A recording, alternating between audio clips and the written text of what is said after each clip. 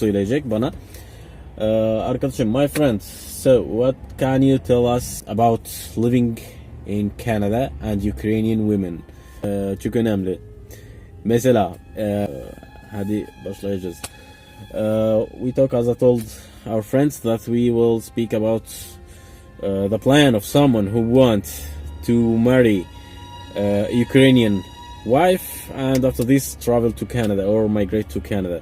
A lot of guys of my friends, they need to do like this in Turkey as well in Arabic countries. So let's see what can you recommend for someone who want to do like this, as I have experience about this. My friend has a Ukrainian wife and Ukrainian passport, and he's living in Canada, and he's working with Russian and Ukrainian people. He's speaking in English, by the way. So anlıyorsunuz tabii ki. Yes.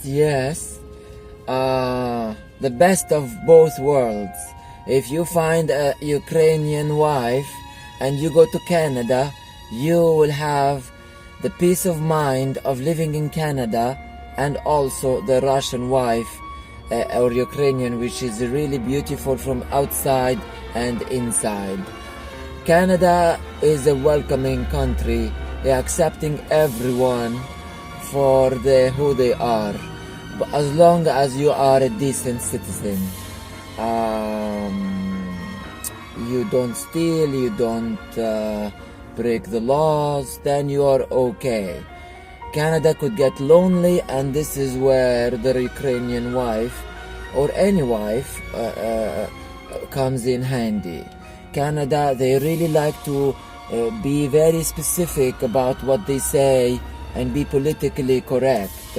They want to say things that are really proper and right, and that is in Canada. Now you can find a job in Canada in different locations. I went to Montreal and then to Vancouver. In Montreal they speak French, so they need to be able to speak French to get a good job. French and English, they are bilingual. My intention in this show is to share my experience so that people can benefit from, so that people can know what they're coming to, so that people can imagine a little bit of what to expect when you go to Canada. Let me interrupt you in this point. Sometimes people are facing some situations, unpleasant situations actually.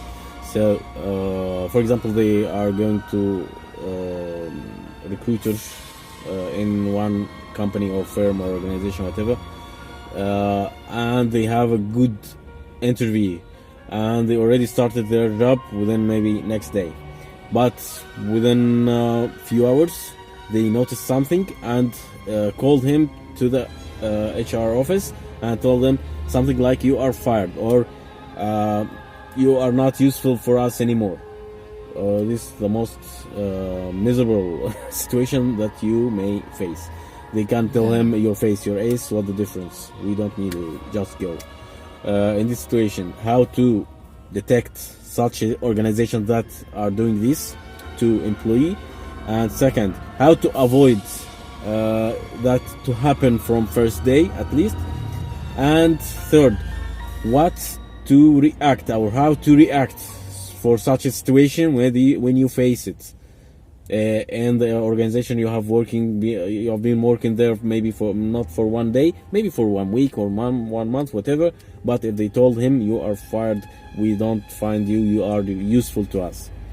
So these 3 questions I repeat for you: how to avoid to get hired in this organization, how to avoid this situation to happen for you after hiring, how to react after happening of this situation. Okay, for the first question about how to avoid working for bad organizations that don't treat their employees really well.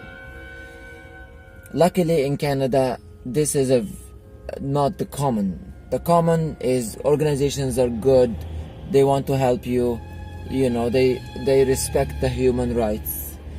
So if organizations are bad, then you will have signals. You will see some signals from the organizations. For example, the managers there, they don't keep their word. They tell you they're gonna show up at one time, they don't show up at the time.